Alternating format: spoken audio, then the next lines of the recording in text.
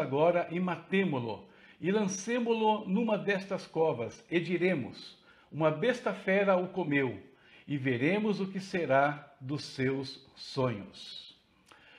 Eu acredito que o som esteja ok, tá? Se tem algum problema de som, por favor, me dá um toque aí. Guiomar, Deus te abençoe, Guiomar. Caroline Freitas, sobrinha, Deus te abençoe também, grandemente.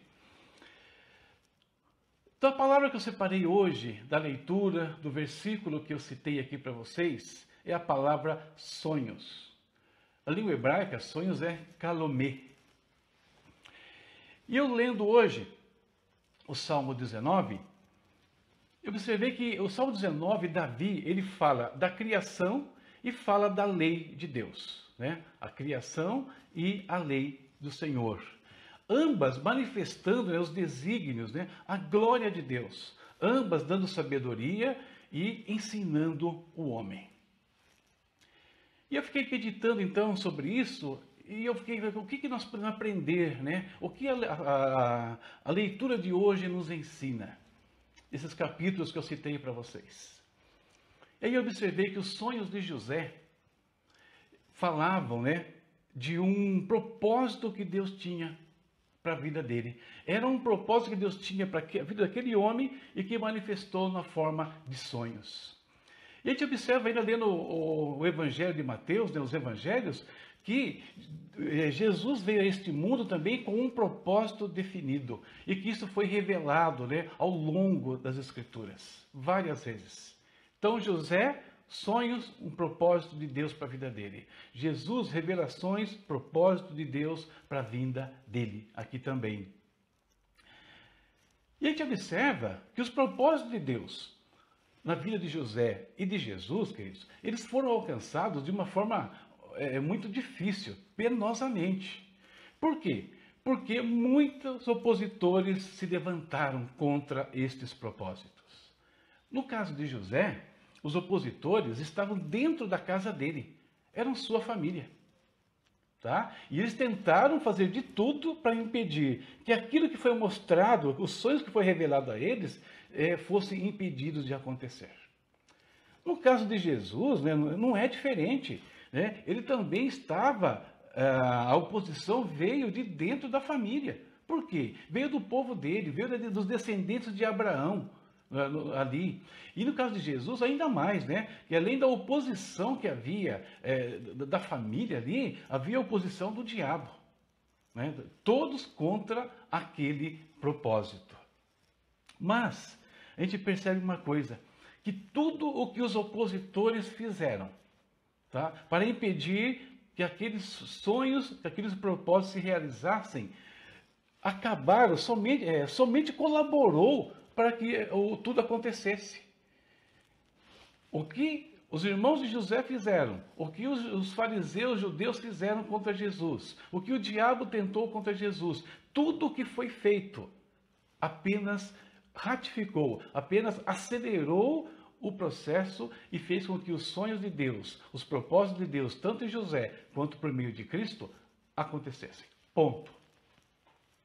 E aí, então, aplicando isso para os nossos dias, aplicando isso para as nossas vidas, como é que a gente vai fazer uma leitura dessa situação? Antes, queria cumprimentar a Márcia Idalino, está aqui conosco também, e olha que grande surpresa tem aqui, Débora Ricardo, grande Débora, né? Trabalhamos aí só quase 2 décadas juntos, né? Algum tempo atrás. Kátia Fontanin, Deus te abençoe, Kátia, e Guiomar Oliveira, Deus abençoe vocês também. Queridos, estou aplicando isso para a gente aqui, eu me lembrei de uma coisa. Mais de uma vez eu já ouvi, né, pessoas falarem, afirmarem que nós não devemos, né, expor os nossos sonhos. Nós não devemos falar dos nossos sonhos para as pessoas. E por quê? Porque existe inveja, né? Existe gente, que no caso aqui, que vai lutar contra os nossos sonhos. Eu acho que você já ouviu isso também.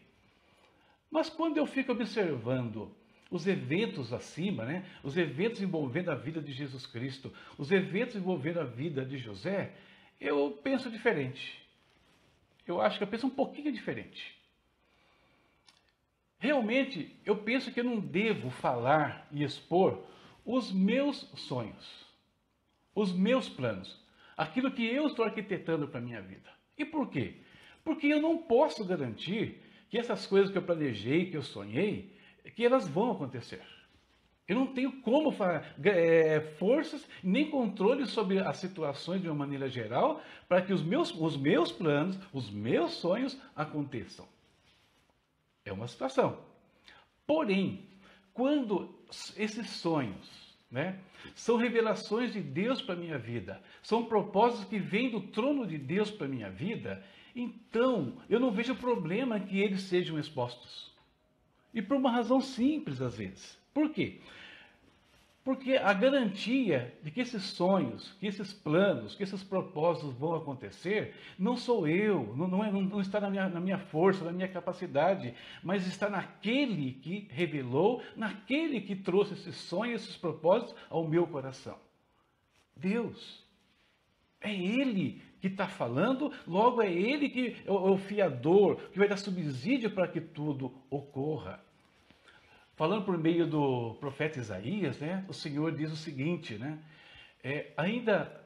operando eu, né, faz só a parte final do versículo, né, operando eu, quem impedirá?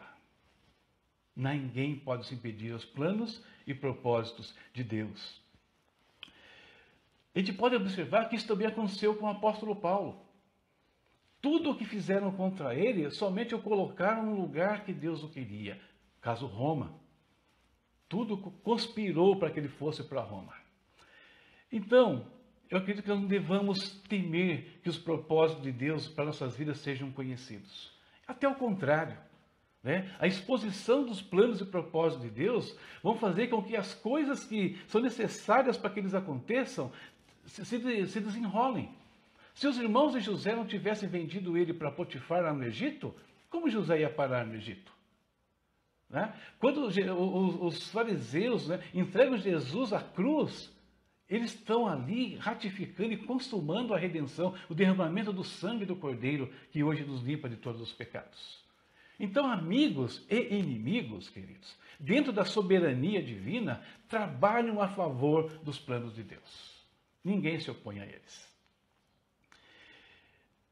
Eu acho que, tendo essa palavra no nosso coração, sabendo disso, nós podemos descansar e ficar tranquilos. Porque se Deus colocou um sonho na nossa vida, se Deus tem um propósito para nossas vidas, eles simplesmente acontecerão. E toda oposição, e toda perseguição, e tudo que fizerem contra, nem estão percebendo, mas na realidade estão colocando um tijolo a mais naquilo que Deus vai realizar na sua vida e vai realizar na minha vida. Ok? Essa é a nossa meditação de hoje. Pão nosso de cada dia. Os sonhos e os propósitos de Deus se cumprirão em nossas vidas. Isso é certo absolutamente. Se você quiser o texto da nossa meditação, você sabe, está lá no grupo Pão Nosso de Cada Dia, no Facebook. Tá? E amanhã, se Deus quiser, estaremos de volta às 9 horas. Não havendo nada aí que nos atrapalhe. Ok? Deus abençoe você. Deus abençoe os propósitos de Deus na sua vida. Deus abençoe a sua família. E até mais, se Deus quiser. Antes, porém, apenas cumprimentando aqui Cosme Castro, mais uma vez conosco aí também. Regina Célia, Antônio Aparecido da Fonseca. Quem mais? Deixa eu ver quem mais está por aqui. Eu acredito que todos, né? Se eu não falei do seu nome, eu sempre peço perdão aí, porque às vezes a gente não consegue acompanhar todo mundo que entra aqui.